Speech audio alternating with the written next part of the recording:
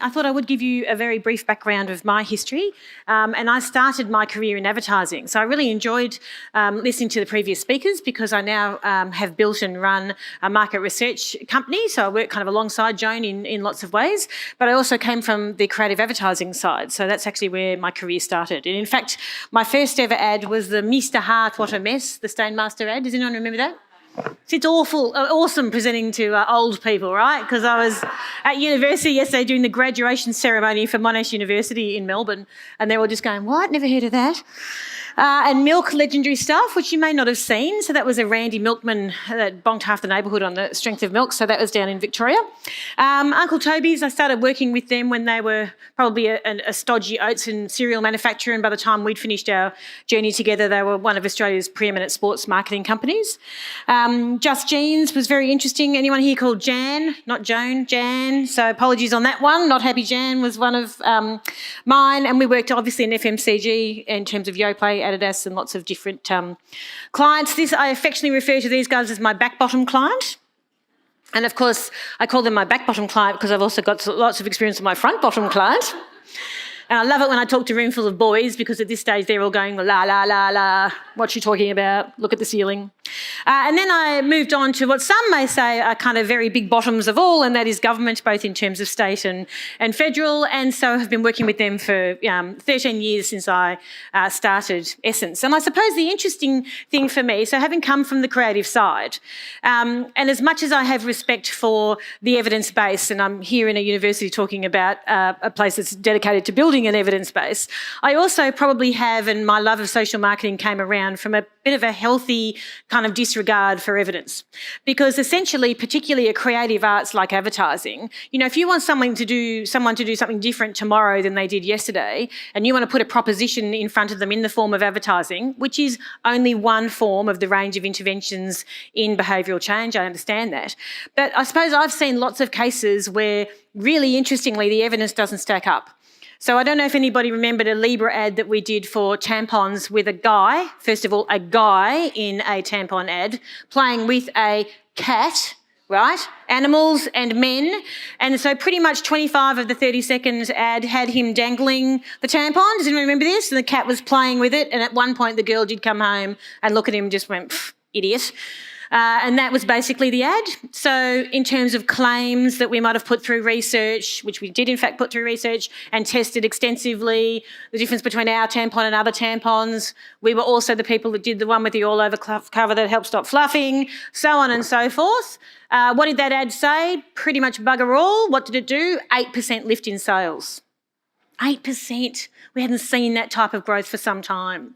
So I just think it's a really interesting thing, this intersection of things that you can't actually plan for, things that you literally can't research.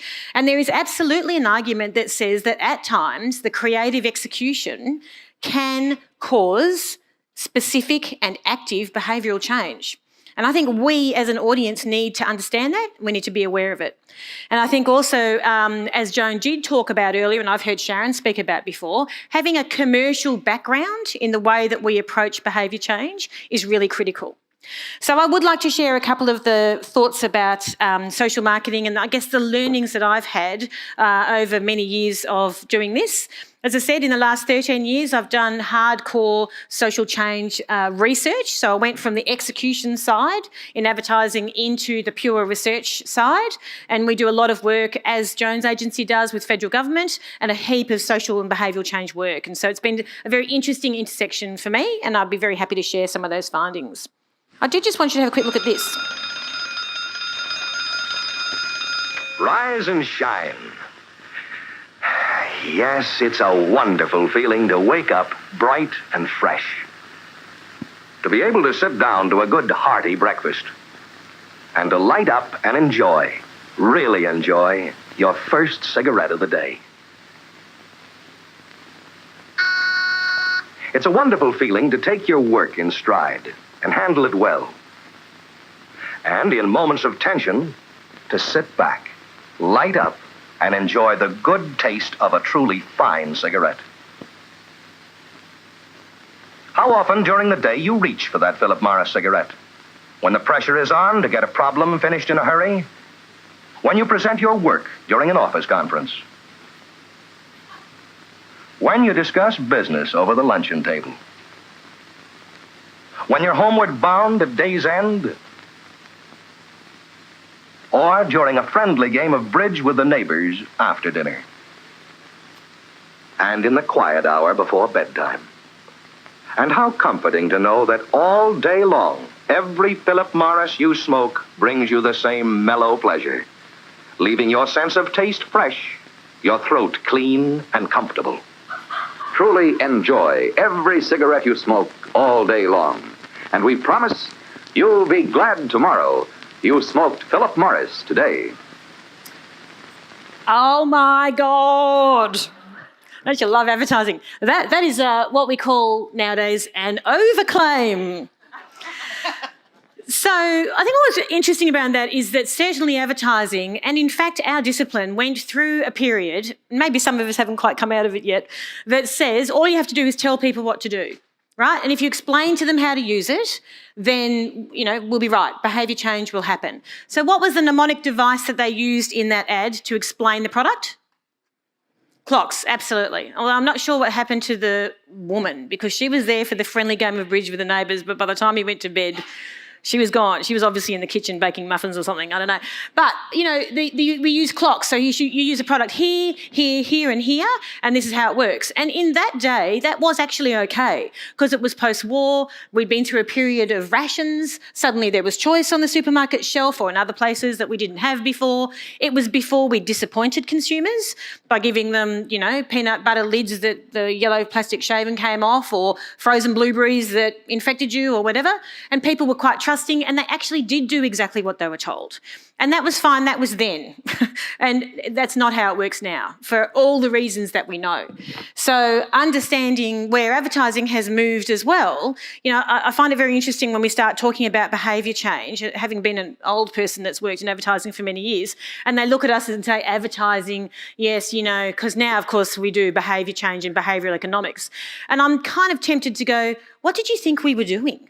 Did you think we were spending millions of dollars in order for people to continue to buy the opposition yogurt instead of buying ours instead? Advertising is absolutely about behaviour change, and it's a very commercial, open way of being able to ram your message through. It's a very effective, and it still remains a very effective one of a range of tools. So I do think that when we understand behaviour change, that the actual opportunities still for communication are there, and I'm going to talk a bit more about that.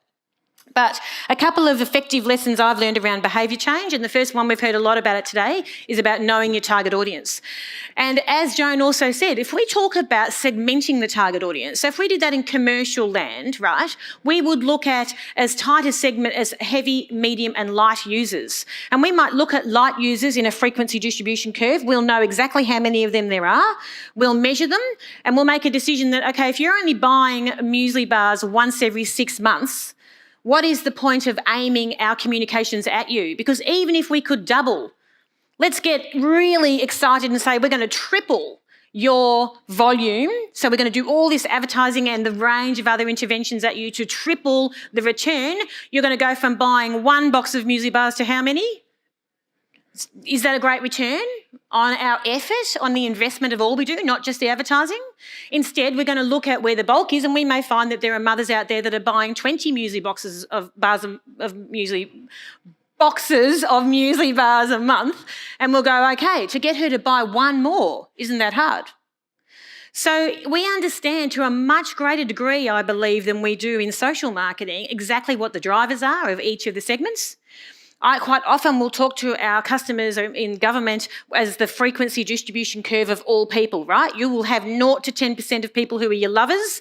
They're the ones that get on social media. They're the ones that are, yep, I'm with you all the way. Fantastic. I'll do that new behaviour that you want me to sign up to. There is 0 to 10% at the other end of the curve that are your rejectors. You could sit down with them one-on-one and have a debate, and I am pretty compelling one-on-one, let me tell you, and I wouldn't be able to change their mind. Then you have between 70 and 90% smack bang in the middle that we call the ambivalent. And you know what? They're too busy. They're too busy to get on social media. They're certainly too busy to turn up to a government session and engagement and learning on a Tuesday night in Rooty Hill to have a conversation about how they feel about water. And so we need to target them in particular, and we need to place things in front of them because they don't go looking for it. So we will quite often say to government when we're doing our focus group, let's find out the people at either end of that curve and let's screen them out of research. I don't need to speak to any more people who are already on board with this, and I don't need to speak to anybody who's already decided that that's not for them. I need to speak to the volume of people in the middle who are actually too busy to think much at all. Now you're talking in terms of segmentation. So the next thing about those people, of course, have a look at this. Emma. Huh? Emma. Not anymore. Emma. Every day it's getting on my nerves. Emma. Oh, I'm Emma. begging Emma.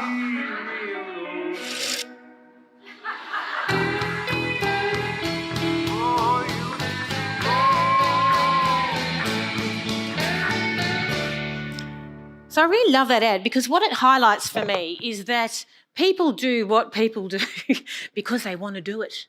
And we have a very strong view in government that goes, but this is a better way. This is a cheaper way. You know, it's much cheaper for you to get on the web than to come in and see someone face to face. So we want you to do that. That's a much better idea. And they may even be right? It may be cheaper, it may be easier, it might be nicer, but Emma likes to turn pages, right? That's part of the reading experience for Emma. It's the same for me, as it happens. I actually kind of have a lot in common with Emma. So we somehow think that just because we have a very clear idea of the objective that we want, and we've heard this spoken several times today, that actually matters bugger all unless we understand what it is that the customer wants. And that, people, is where the title for today came from, because I bought these condoms at the airport. Now, has anyone ever bought condoms at an airport chemist? So that is where they put them into a brown paper bag and say, have a nice flight, dear. And then you say, no, I'm just buying these for a presentation I'm doing. And then she says, yes, of course you are. So then I find myself, because I'm happily married, going, look, see, the box is sealed. I haven't done anything with it. It's completely closed. It just doesn't lead you anywhere. But what is very interesting is that this is, I'm happy to pass them around because they're sealed. And if anybody wants to take one, feel free. But do you know that ultra thin, there actually is no such thing as condoms that come in size small? You knew that already, didn't you? Yeah, no, I don't need size small. I've only buy the jumbo ones. So ultra thin is the closest that you can get. Now, my personal favourite that I have also seen is tight. I love tight as well, because it's not that you've got a small wiener, it's that we deliberately made them really tight on you. So not small at all, right? So this is ultra thin, that is the closest that you can get. And as I was saying to one lady before, where's she gone, that there's no problem at the other end. We can call them large and extra large and jumbo, but we can't do this word, right? Can't do that. And that is because why? They understand the customer.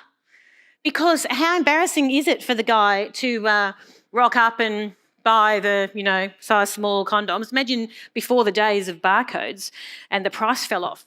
Price check on aisle 12, 12 size small condoms. Price check, please. I think that would be difficult.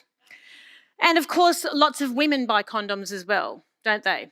That would be a bit of a dampener. All right, honey, you ready for a big night? I've got the size small condoms here. So the thing is that commercial marketers understand is it doesn't actually matter what we think, right? Now, I'm sure that there are people out there, clearly not this guy over here, but there are people in the world that need size small condoms, right? But they know that despite the fact that that is the reality of it, that you've got to take people on the journey with you. And calling them small is not necessarily the right thing to do. Now, I think this is all very obvious to us. And certainly from an advertising and even a research and a behavioural perspective, it's so obvious, I find it astounding when time and time again, this little fact around what people think seems to elude us. I find it amazing. And I also find that, to be honest with you, academia and the evidence base can sometimes get in the way of it and actually deliver a whole kind of sense of truth of what's going in the market, which is frankly bullshit. And no one calls it. So that's what I'm doing today. So this guy gave this really fascinating quote, Richard Tierlink, right? The CEO of Harley Davidson. Now, the one before him was a guy, I don't know if there's anybody into motorbikes here. The CEO before him came into Harley Davidson and said, rightio, the product, the functional, rational Harley Davidson, does anyone into bikes? It's not a very good product, right? So the reality is I think it's got a Volkswagen engine in it. It's actually not a very proficient piece of machinery. He sunk $2 million US of R&D work into making the Harley Davidson a better bike, right? A better experience. What was the return on sales for that? Nothing. Zip, nada, zero. Not one person extra bought a bike. It didn't flatline, right? It just went on as it was before. Not one extra person bought a bike as a result of $2 million worth of investment. So the bike was a lot better. That's great, but is that what the market wanted? So the next guy came in when it was on the verge of going under, Richard Tierlink, and he said, what we sell is the ability of a 43-year-old accountant to dress in black leather, ride through small towns and have people be afraid of him. We're a lifestyle company, not a vehicle manufacturer. If I could tell you the amount of briefs that I see where there is confusion between what we're selling up here, right, in our heads, versus what we're selling here, right, what is it that people want to buy here, I would be a millionaire. And what's worse is that there's a feeling that what people want to buy here is new, exciting and different. Anyone got old parents? How excited are they about new, exciting and different? And let me tell you, I've got kids, my younger kids, when they were younger, not excited about new, exciting and different. They want routine, what I had yesterday, and just give me the same Vegemite year on year. They're not after Vegemite 2.0, let me tell you. They're after exactly the same that they've always had. And I myself, in my early 50s, are finding more and more often that I like exactly what it's taken me 52 years to work out that I like. I also don't want to try anything new, exciting or different. And yet, in social change, how often is it that we are trying to sell to these people, this is going to be great because it's going to be new, it's going to be exciting and it's going to be different? I reckon it is. And it's got hairs all over it. So this is part of it. And I think there's been lots of conversations today about fruit and veg, and I find that really fascinating as well. So I'm just going to pick someone who, do you have any body image issues? It's a bit hard to ask that in front of everybody, isn't it? Let's pretend, right? Let's pretend that she doesn't have any body image issues, okay? So I think, let's just say that you were going to go into the Biggest Loser house, right now. I think if I was to take your hand, you can put that down, right, one-on-one, because we know that one-on-one selling is the most important form and ability of behaviour change, don't we, right? One-on-one is the most powerful of all the behaviour change mechanisms. And I think if I was to look you in the face and go, you need to eat more fruit and vegetables. Fuck that, right? She swore after I swore, but she still swore. No, good girl. Well done. Round of applause. Not only would she say, bugger that, but I also think, I don't think she would say, right, fruit and vegetables, wow. I can't believe no one's ever told me that. Imagine this guy, he'd be like, 25 kilos if he only knew that fruit and vegetables were better for him than a chocolate bar. Now, I can tell you that I, along with many other people, eat more than I should. And it's not because I don't know the calorific difference between a Snickers bar and a salad, right? I eat more than I should because I was up at 5 this morning. I didn't finish till midnight last night. I promised myself I would go for a run. I didn't quite fit it in. You people here changed the timing of my presentation today from 45 minutes to 30, so I was sitting up the back there revising it. And whilst I should have had the salad for lunch, what I actually wanted was an entire bottle of wine and a packet of chocolate biscuits. That is why I eat more than I should. So saying to me, hey, Penny, here's a food pyramid, stick that on the inside of the cupboard. When you get to dinner, you can open it, go, legumes, haven't had enough of those today. Zip down to the 7-Eleven and buy them because they'll be handy for me to get. And I will make a meal with the recipe that you have handily pre-sent me whilst the children are going feral in the yard, and we'll all sit down to a hearty dinner of chickpeas. There you go. I do think, though, that there's a lot to discuss about the difference between attitudinal change as an intervention versus behavioural change. And there has been lots of exciting discussion about how behavioural change interventions can work. And I am a proponent. So, for example, Specsavers, we've done a lot of the research for them since before they launched in this country, and we actually just did the research that helped them launch their audiology service, which I found absolutely fascinating because it is inside a Specsavers. I don't know if anybody's seen it. So it's called Specsavers. I don't think it's just the optometrist who's going, how hard can it be? I'll give this a crack. It is actually an audiologist in there doing it. It's not in every single store. And you talk about brand extension. It's all very well to buy, dark chocolate and now we make white chocolate. But this is we're selling optometry and now we're selling audiology. So we did some really interesting research around that, and we of course found that older people, it's not the same as wearing glasses, right? Glasses is a fashion statement. It can be a convenience thing because I can have one next to the computer and one in the car and one in my handbag and so on and so forth. There's no real convenience aspect of having multiple pairs of hearing aids.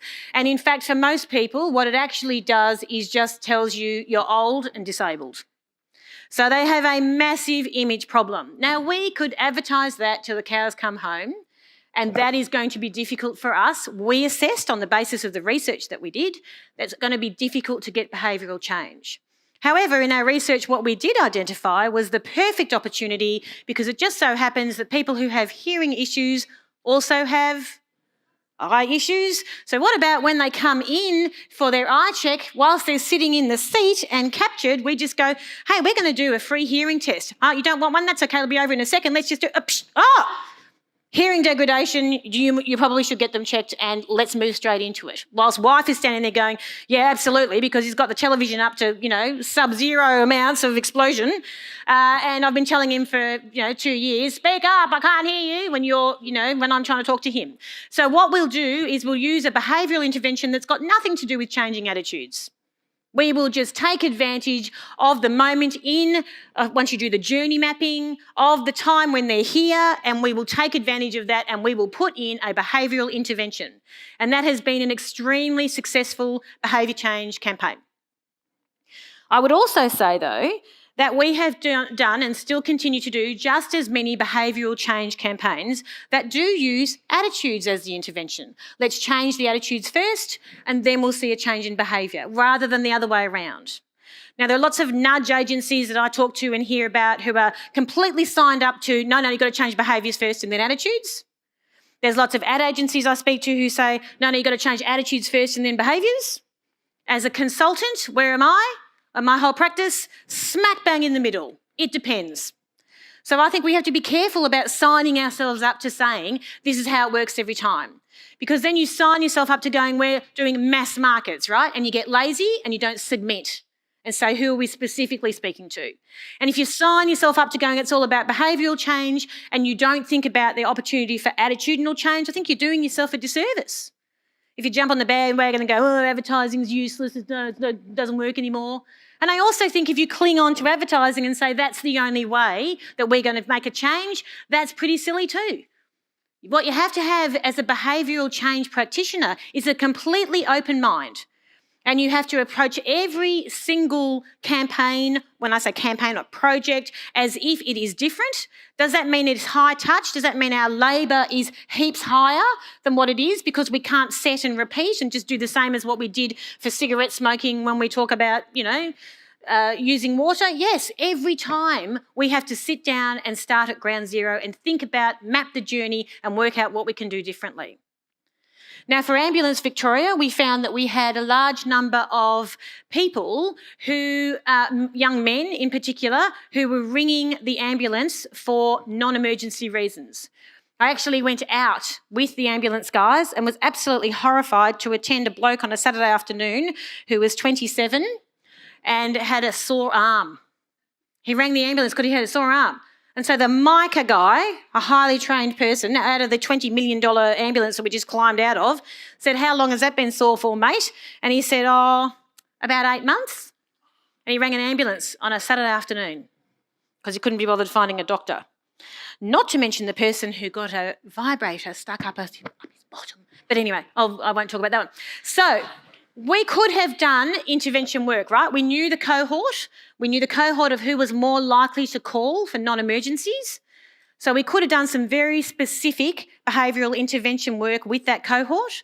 But in this particular case, we went, there's actually more to be gained by amassing the community activation and mobilisation, of which a number of people have spoken about, to say this is not right. This is outrageous. So the instant impression that all you people had to go, this is not on, so that when Doug calls on a Saturday afternoon to say he's had a sore arm for a couple of months, he at least has some sense that there are going to be people going, mate, that's not right. And we couldn't have achieved that. We might have achieved the return if we'd done one-on-one behavioural intervention, but we wouldn't have achieved the same en masse sense that this is not right. We shouldn't be using our health services like this. So in that case, even though we could have done a behavioural intervention, the attitudinal one was absolutely appropriate. So we will give different advice depending on where we're at and depending on the budget. In case someone's going to ask, is it either or? The answer to that is no. Of course it's and. I would do both in all cases. If I had enough money, I never do. I wanted to talk about telling stories, but I also want to leave a couple of minutes for questions. So I'm going to give that a miss. And Christmas is coming soon. I was just saying that. This is my parents, just in case we're not sure. Dad is on the left, Mum is on the right. My father, a couple of years ago, who is a lifelong drinker, smoker, gambler, had a heart attack. So I got a phone call to say he was off hospital and he was going to be, landing at Cabrini in 2 minutes or whatever. So I jumped in the car on a Tuesday night, headed my way down there and met him as the ambulance was coming in. And they had him all hooked up to the stuff and he was being led on the trolley down to the cardiac ward. And as we were doing that, the woman, the nurse, was also doing the admissions procedure. She's got the clipboard, all the cardiac people around, I'm on the other side and we're all shuffling down and she's saying her name, address, the important questions, do you have private health insurance, that sort of thing. And we get down to here and she says, so, sir, are you a smoker? And my father said, no, I'm not. Whereupon I kind of stood there going, Dad, you are so a smoker. And he looked at me and he looked at the nurse and he said, well, I just gave up. I'm going, yeah. I'm thinking she might have meant before the 45 seconds ago when you got wheeled in here, like an hour ago. So I think that my father's response was very similar to many of the people out there whose behaviour we are seeking to change. You don't give up smoking until you're being wheeled into a cardiac ward. You don't do the last bit of the house, the painting in the laundry, the gardening out the deck side until the open for inspection is Saturday. You don't seek marriage guidance counselling till someone's sleeping on the couch. That's how it works. We wait until we are on the precipice of disaster before we act. And this is the environment in which we, as social change and behaviour change agents, are working. We just need a damn good wake-up call to remind ourselves of the importance of looking at the target audience discreetly, specifically, and understanding that it's not about this up here, it's about how they feel here and how we can work with what it is that they already think, feel and believe to get them to do something different tomorrow than they did the day before. I think that's all I have time for. Thank you so much for listening.